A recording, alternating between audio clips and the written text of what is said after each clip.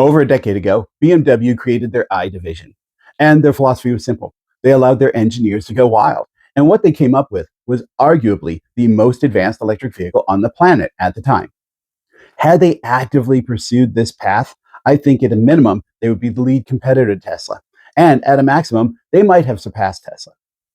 But instead, they had a shift in the company where they traded that leadership and excitement for something more safe and secure and honestly boring. That might be changing now, though. Their latest offering is innovative and exciting, and I'm actually pretty interested in it. And I guess we got to talk about that right now.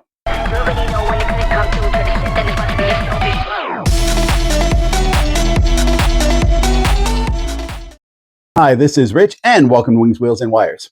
So in 2014, BMW released their i3. It had a carbon fiber body with electricity generated by a hydroelectric plant. It had interiors made of recycled materials. All of this was well ahead of its time, and it was arguably the most advanced vehicle of its type in the world. Now, Tesla did exist at this point, but they only made the Model S, which certainly was better in some ways. But it was certainly much more traditional in its construction and everything, so not quite as innovative in a lot of ways as the i3 was. Now, i3 could have easily stayed on this same path and just incrementally improved their electric motor efficiency, battery design and efficiency, and their design efficiency, making it more aerodynamic, because the i3 certainly isn't that.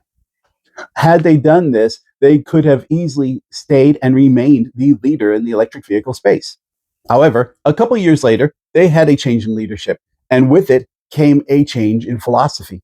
In true Bavarian form, they went with the logical, safe, and reasonable option, which ended up being just having electric versions of the vehicles in their gas car lineup. Now, you can watch this video for a detailed description of how that works and why that works. But the short version of it is that this does lower production cost as compared to having a bespoke electric vehicle with its own production line, because you share a great deal of the same production components between your different platforms. This is why the BMW i4, for example, was profitable as compared to the Mustang Mach-E that struggled to become profitable. The problem is, this does come at a cost.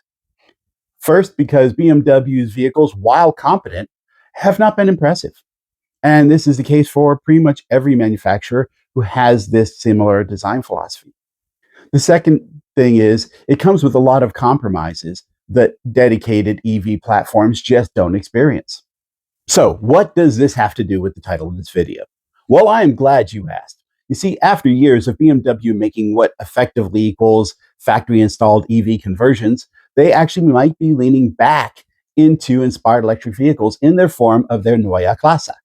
Now, this is their touted new EV platform.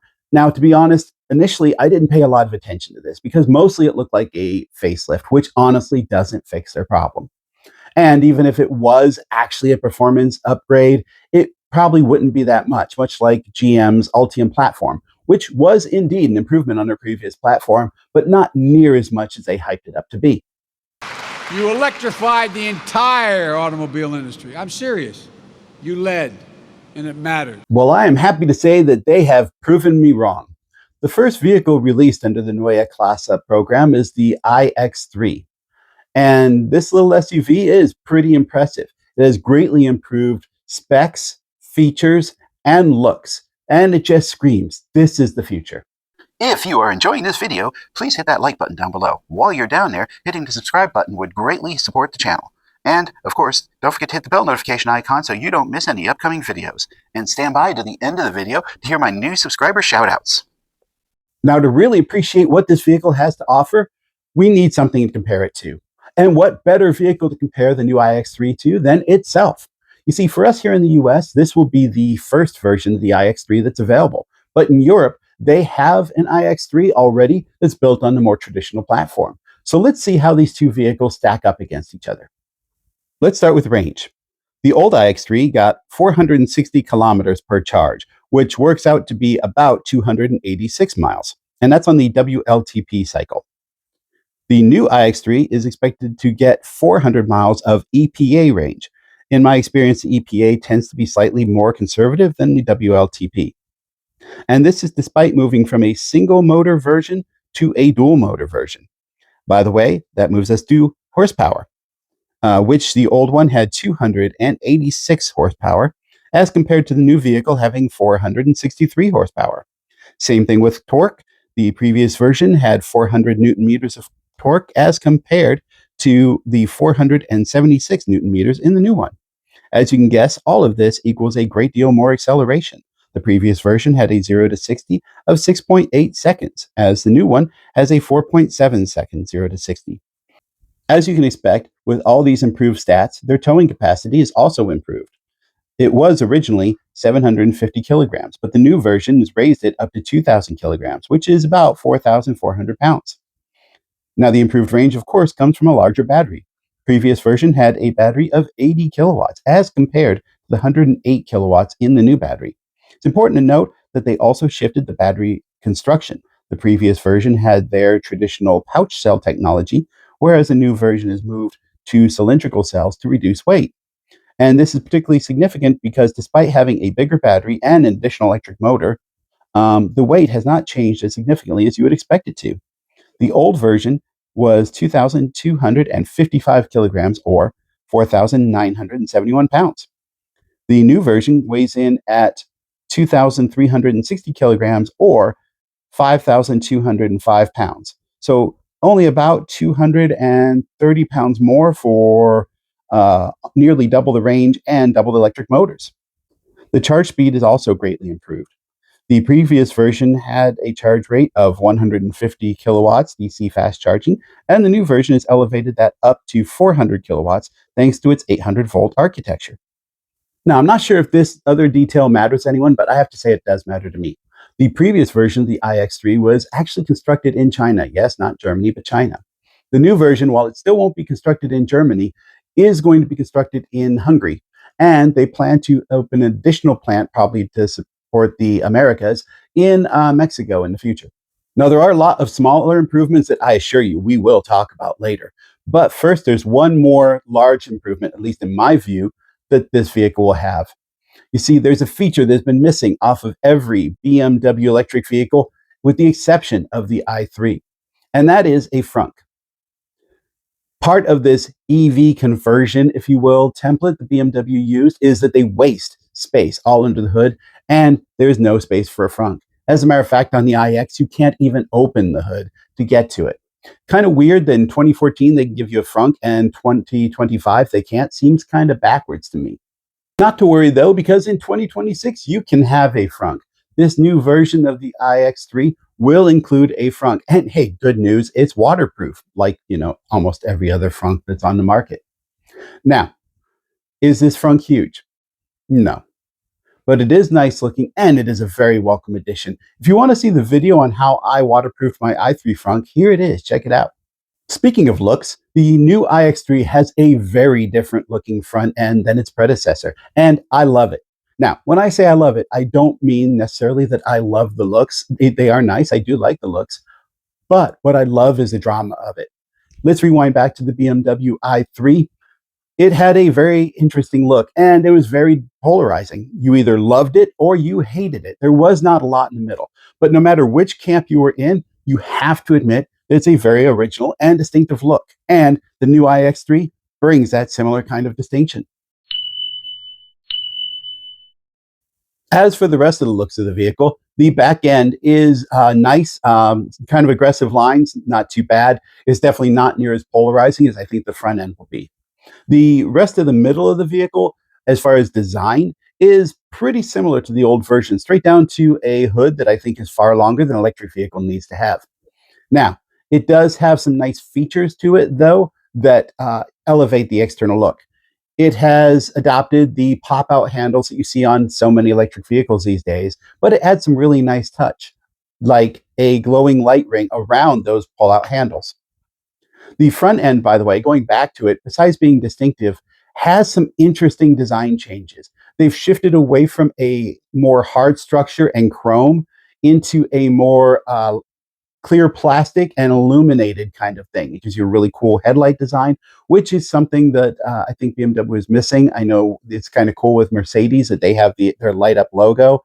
BMW didn't have that, so they had the light up grille, which by itself was okay, but not anything outstanding. Whereas this new one is definitely much more aggressive and stands out a lot more. Moving on to the inside of the vehicle, the looks on this are outstanding. This is not going to be polarizing. They are very nice looking. The one that you see all over the place, which is probably going to end up being my favorite, is the digital white. You have really nice seats with lumbar pattern, and you have a band of gray breaking up the pattern, making it more engaging. I think that this looks a fair amount like the interior on the Lucid Gravity. Um, and I think that it's really nice looking, and I think it's going to age well. And I will expect that in the future, you're going to start seeing a lot more vehicles with the sharper lines in their seats, like you see in here. Now, also, the display. This is where this vehicle jumps away from its previous version. The center console display is redesigned, kind of cool looking. It's an improvement over the old one, but nothing huge. The huge thing for me is rather than having an over the steering wheel control, they've removed that, which normally would bother me, except rather than just get rid of it, like Tesla, they opted to put it across the base of the windshield. Now, I like this idea. How well it'll be received and whether or not it will be a great thing to use long term. If I were to buy one, would I end up hating it or loving it? I don't know. But on first glance, it seems like a really great idea because one of the problems with any over the wheel control display is that you have to look down to look at it. Maybe briefly, but you do have to look down at it. And the more information you have, the more you have to look down, especially in a lot of electric vehicles. You're only really going to have like your speed and your charge information there. And a lot of your other information will be on the other screen that you still have to look even further down and away from the road. This new design is going to have it with across the base of the steering wheel. Your eyes are still at the same plane that they would be. I mean, if you look at the way you'd normally be driving, you should be scanning, right? Looking out the front, looking at your left mirror, looking at your right mirror, looking at your center mirror, not necessarily in that order, right? You should be scanning across these things. And every time you're scanning across these different mirrors, you're looking across that same plane, which makes this incredibly useful. Now, this sort of concept has been implemented before in heads-up display kind of things, right? Which is a great concept because it's actually even more in your field of view, but it sometimes can be hard to see, especially in some weather conditions. Whereas this, at least as it appears right now, will be very visible because it's an actual display, not a hologram effect, and you'll be able to see it throughout the pane of your view. So while you're going, hey, well, let me see how many miles to the destination, if that's the thing on the far right, you're looking over there while you're also looking at your right-hand mirror. So this, I think, is going to work really well, and I wouldn't be too surprised if this is another feature you start to see on some other vehicles. Now, I suppose it's time for me to address what might be an elephant in the room for some people. See, if you followed my channel for some amount of time, I have spoken against the fact that we just do not need another 5-seat midsize or compact SUV. This is the most common format for EVs. They are everywhere. Everyone makes one. And I don't think that we need more. For me, I liken it to the play in football where they just hand the ball off and run it straight up the middle. This is a great play. It can do wonders. But when it's your fourth time running that play in a row, it's stupid. Well, it's the same sort of thing with this. You're entering a new electric vehicle into the EV market, and you go, hey, I'm going to release a 5-seat compact or mid-sized SUV. It's like, oh God, again, right? But I have to give BMW some credit here because while they are making it, it is not their first EV that they've made. Their pattern was besides after the i3, they made a sedan. Then they made a large format 5-seat SUV. Then they made a larger sedan and a larger sedan. They actually have a notable hole in their lineup in the midsize and compact SUV electric vehicle segment.